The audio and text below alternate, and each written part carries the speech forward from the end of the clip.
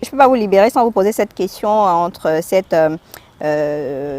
information entre Elecam et le MRC, où le verdict a été rendu il y a quelques heures seulement, avec la Cour d'appel qui se dit incompétente pour réguler ce qui se passe, la plainte, c'est-à-dire la publication de la liste électorale.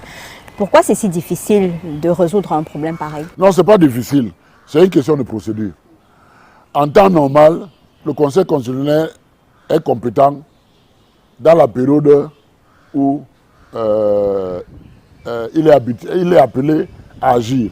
Et la période où le Conseil constitutionnel est appelé à agir dans notre façon de fonctionner, c'est à partir de la convocation du corps électoral jusqu'à la proclamation des élections.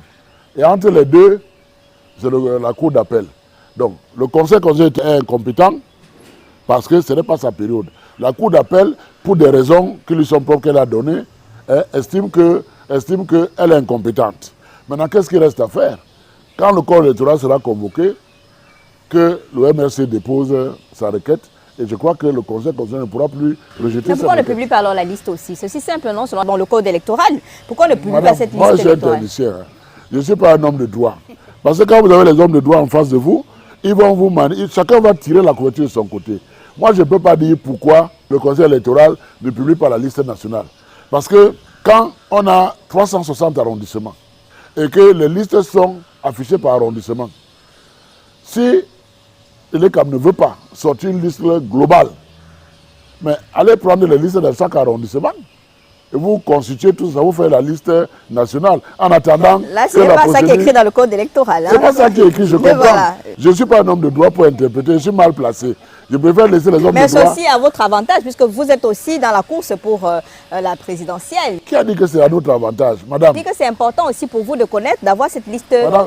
Je vous rappelle qu'en 92, l'opposition a eu la majorité, alors que c'est le MINAT qui a organisé les élections. Hein. On n'avait pas de liste, hein, comme on parle aujourd'hui. Il n'y avait pas ONEL 1, ONEL 2, il n'y avait pas Elecam 1, je ne sais pas si il y a Elecam 2. Donc moi je pense que ce n'est pas là le problème. Le problème est déplacé.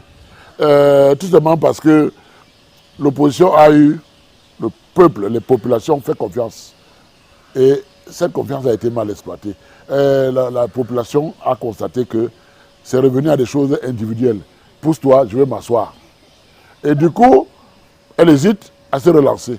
Donc maintenant, quand on affiche la liste nationale, ça va peut-être permettre de contrôler, peut-être de mieux contrôler le corps électoral, mais au niveau du vote, c'est les votes valablement exprimés qui sont pris en compte. On doit continuer à vous croire, parce que tout le monde parle d'alternance, on est fatigué, on veut le changer.